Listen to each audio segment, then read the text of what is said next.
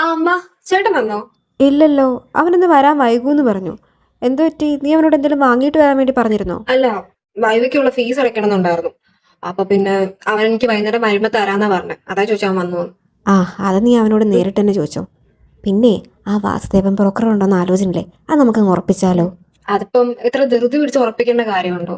നല്ല തറവാട്ടുകാരാ, പയ്യന് നല്ല ജോലിയുണ്ട്. പിന്നെ 50 പവൻ വേണമെന്ന് അവര് പറയുന്നു. 50 പവനോ?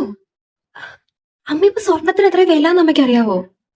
1.5 ലക്ഷം രൂപ ഒരു പവനും പണിക്കൂലി അടക്കം ചേർത്ത് വരുമ്പോ അതിന്റെ ഇടയ്ക്ക് 50 പവൻ എന്നൊക്കെ പറയുമ്പോ നമ്മൾ എവിടെ നിന്ന് എടുത്തിട്ട് കൊടുക്കാനാ? അതൊന്നും നീ അറിയണ്ട, ഞാൻ അവനോട് പറഞ്ഞിട്ടുണ്ട്. അവൻ എന്താണ് സമ്മതിച്ചിട്ടുമുണ്ട്. ആ, ഈ വീട് വെക്കേണ്ടി വന്നാലും നിന്റെ കല്യാണം നടത്തുന്ന അവൻ പറയുന്നു. അമ്മ, അവൻ അങ്ങനെ പറയത്തുള്ളൂ.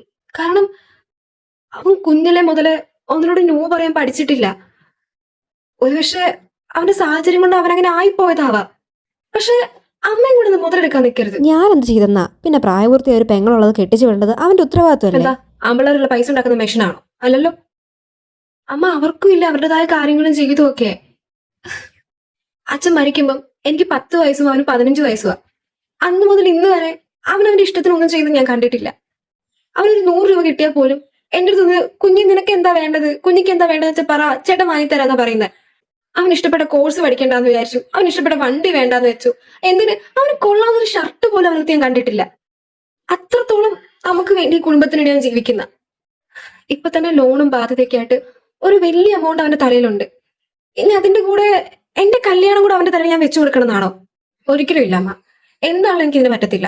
ഞാൻ കല്യാണം കഴിക്കുന്നുണ്ടെങ്കിൽ ഞാനായിട്ട് പഠിച്ച് ജോലി വാങ്ങി പൈസ സമ്പാദിച്ച് അതുകൊണ്ട് മതി. അല്ലാതെ എനിക്കൊരു ജീവിതം ഉണ്ടാക്കാൻ വേണ്ടി അവനെ ഒരു വലിയ കടക്കണി കൊണ്ടിടാനൊന്നും എനിക്ക് താല്പര്യമില്ല. അങ്ങനെ ഞാൻ ചെയ്തിട്ടുണ്ടെങ്കിൽ അത് അവനോട് ഞാൻ ചെയ്യുന്ന ഏറ്റവും വലിയ ചതിയായിരിക്കും. ഇന്നവരെ ഒരു വാക്കുകൊണ്ട് നോക്കുകൊണ്ട് പോലെ അവനെ നോവിച്ചിട്ടില്ല. കൂടെ നിന്നിട്ടേ ഉള്ളൂ, ചേർത്ത് പിടിച്ചിട്ടേ ഉള്ളൂ. ചോദിക്കുമ്പൊക്കെ 100 ചോദിച്ചാ 120 തന്നിട്ട് എന്റെ കണ്ണ് നിറയാതെ നോക്കിയിട്ടേ ഉള്ളൂ അവൻ. ഒരിക്കലും അച്ഛൻ ഉണ്ടായിരുന്നെങ്കിൽ എന്ന് ഞാൻ ചോദിച്ചു പോകരുത്. അങ്ങനെ ഒരിക്കലും ചിന്തിച്ചു പോലും പോരുന്ന അവന് അത്രമേൽ ആഗ്രഹം ഉണ്ടായിരുന്നു.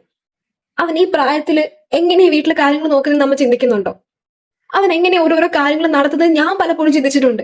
ലാസ്റ്റ് മിനിറ്റിൽ എന്തൊക്കെ കയ്യിലില്ലെന്ന് പറഞ്ഞാലും എവിടെന്നെങ്കിലും ഓടിപ്പിടിച്ച് അവൻ എല്ലാത്തിനുള്ള പൈസ ഉണ്ടാക്കിക്കൊണ്ട് വരുന്നു. എന്തുമാത്രം ആ പാവം കിടന്ന് കഷ്ടപ്പെടുന്നുണ്ട്. സോ ഇനിയെങ്കിലും പ്ലീസ്, അവൻ അവന്റെ ഇഷ്ടത്തിന് കുറെ കാലം ജീവിക്കട്ടെ, അവൻ ഇഷ്ടമുള്ള പോലെ ജീവിക്കട്ടെ. അല്ലെങ്കിലും മിക്കവാറും മിഡിൽ ക്ലാസ് ഫാമിലിയിലെ ആമ്പിള്ളാരുടെ അവസ്ഥ ഇതൊക്കെ തന്നെയാണ്. അച്ഛൻ മരിച്ചു പോയിട്ടുണ്ടെങ്കിൽ അച്ഛൻ ഉണ്ടാക്കി വെച്ച ബാധ്യത തീർക്കണം, കെട്ടിക്കാൻ പ്രായമായ പെങ്ങളാണെങ്കിൽ കെട്ടിച്ചു വിടണം, വീട്ടിലെ സകല പ്രാരാബ്ദങ്ങളും തീർക്കണം. ഇതെല്ലാം കഴിഞ്ഞ് അവരെന്നാ അവർക്ക് വേണ്ടി ജീവിച്ചു തുടങ്ങുന്നത്?